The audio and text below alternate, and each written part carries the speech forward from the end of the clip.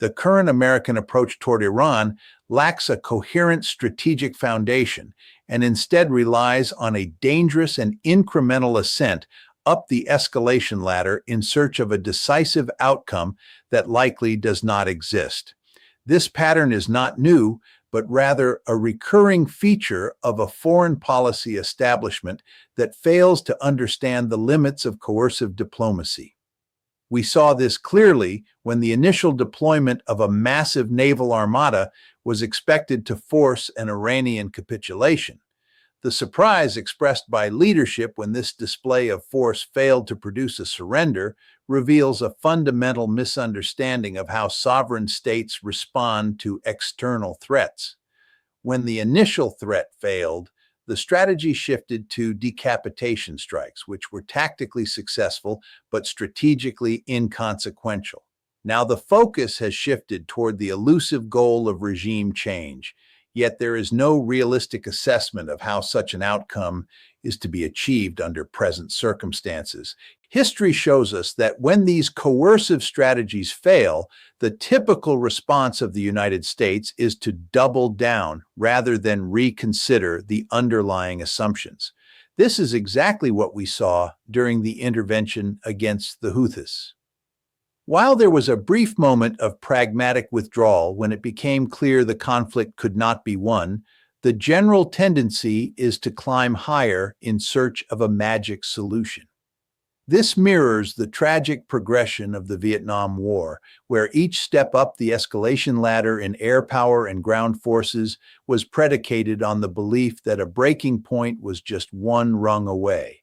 Today, those advocating for an expanded conflict with Iran cannot articulate a credible narrative of victory. They describe tactical movements and increased sorties, but fail to explain how these actions translate into a stable geopolitical resolution. The introduction of European allies and the attempt to mobilize regional Arab states into a more active combat role only complicates the theater without shifting the fundamental balance of power. The deployment of French naval assets into the Persian Gulf is a prime example of a symbolic gesture that carries immense risk with negligible strategic benefit. An aircraft carrier in those confined waters is less a projection of power and more a high-value target for Iranian anti-ship capabilities. Furthermore, the sheer volume of daily sorties already being conducted means that additional squadrons provide diminishing returns. The core issue remains a matter of mathematics and endurance. While American officials boast of unlimited munitions and the ability to outlast any adversary, this overlooks the reality of interceptor inventory and the resilience of a decentralized opponent. The primary variable in this equation is the depth of the Iranian arsenal and their ability to protect it. There is significant evidence to suggest that Iran possesses a massive inventory of ballistic missiles and drones, many of which are housed in hardened tunnels or mobile launchers that are exceedingly difficult to neutralize from the air. The assumption that the adversary will simply run out of options is a dangerous gamble. Even if a significant portion of their conventional capability were degraded, it would not lead to the stated goal of regime change. Instead, it would likely result in a temporary setback followed by a determined effort to rebuild, leaving the underlying political friction unresolved. The risks of this escalatory path extend far beyond the immediate battlefield. Should the conflict expand to target regional energy infrastructure, the resulting damage to the global economy would be unfathomable. We are currently seeing a de facto closure of the Strait of Hormuz, yet the proposed solution of naval escorts for tankers is a high-risk endeavor that places American ships in a target-rich environment. From the Iranian perspective, the logic of a protracted war dictates a strategic allocation of resources. They are unlikely to expend their entire inventory in the opening stages, choosing instead to maintain a robust reserve for what can be described as a survival-level deterrent. There is no empirical evidence to support the claim that the Iranian state is on the verge of collapse or that their defensive capabilities have been stripped bare. On the broader strategic map, this fixation on Iran serves the interests of major competitors like China and Russia. For Beijing, watching the United States pin itself down in a protracted Middle Eastern war while depleting its stocks of precision-guided munitions is a significant geopolitical windfall. Every interceptor fired in the Persian Gulf is one less available for a potential contingency in East Asia. The United States is currently attempting to manage interests in four distinct theaters: the Western Hemisphere, the Middle East, Eastern Europe, and East Asia. Given the erosion of the American industrial base over the past several decades, the claim that we can sustain high-intensity operations in all these areas simultaneously lacks plausibility. The reality is that there are clear limits to American power, and ignoring those limits in pursuit of an unattainable victory in Iran only accelerates the decline of our global position. For a deeper understanding of the shifting dynamics in global security and the economic realities facing the United States, I encourage you to subscribe for continued analysis of these critical developments. The strategic calculation in Beijing and Moscow is fundamentally different from the optimistic briefings delivered in Washington. While American officials speak of high-tempo operations and unlimited munitions, the Russians and Chinese recognize a historic opportunity to see the United States overextend its remaining conventional strength. There is no reason to believe that either power will sit idly by if the Iranian position begins to destabilize. While direct military intervention may be unlikely, the precedent set in Ukraine suggests a model for indirect support that could sustain Iranian resistance indefinitely.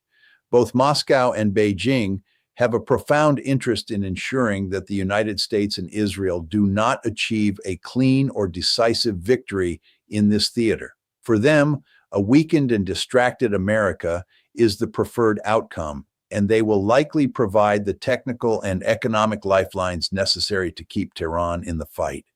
We must also consider the long-term naval implications for the region.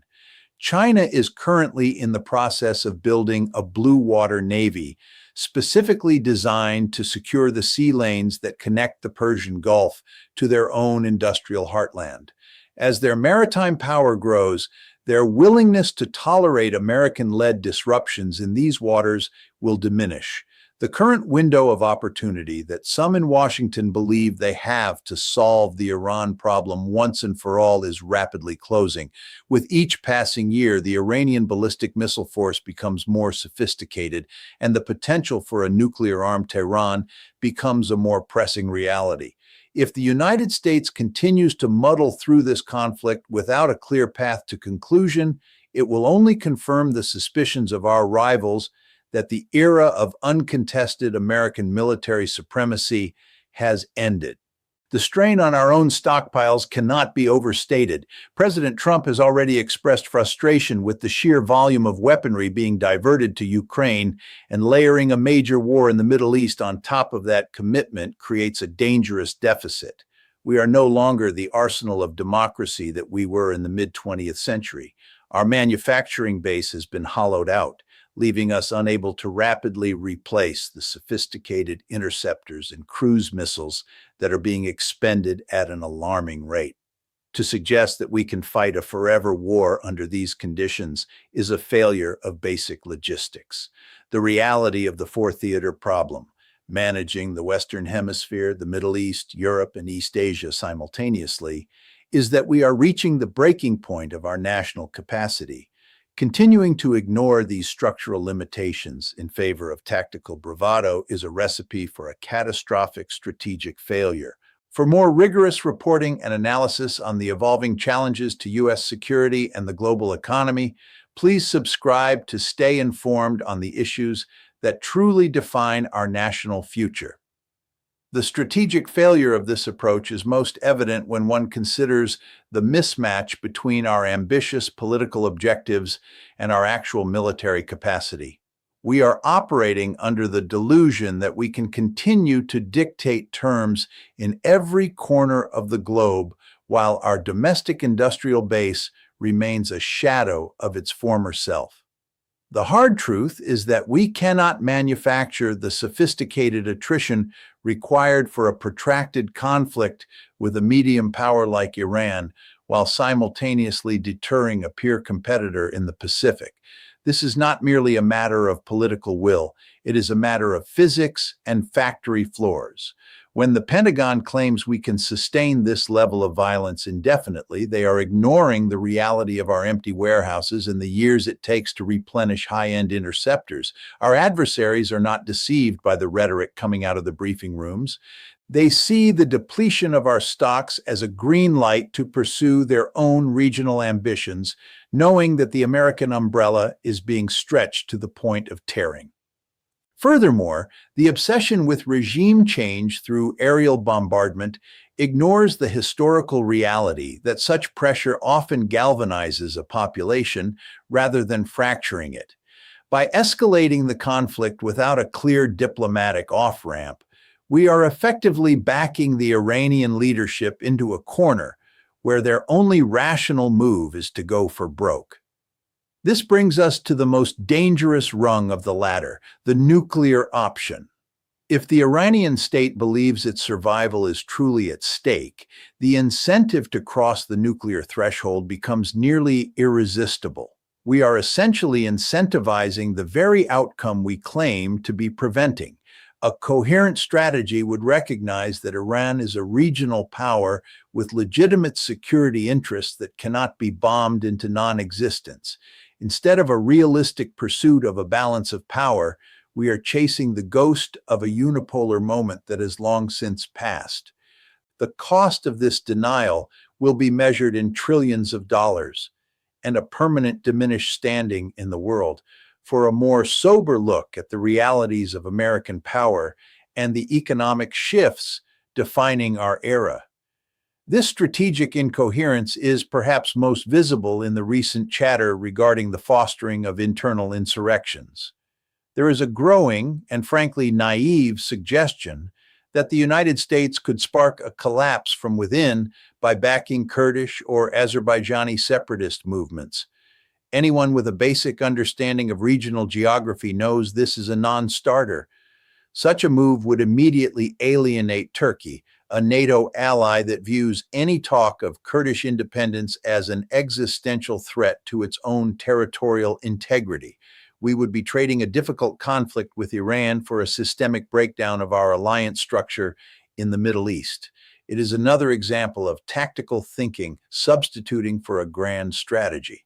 When these limited attempts at fomenting rebellion inevitably fail, the pressure to do something will only push us further toward the one thing the administration claims it wants to avoid, a full-scale ground war. The arrival of the French carrier Charles de Gaulle in the region does nothing to change this calculus. It is a symbolic gesture by a European power that lacks the depth to sustain a high-intensity conflict. In a theater already saturated with over 2,000 sorties a day, one additional squadron is a rounding error.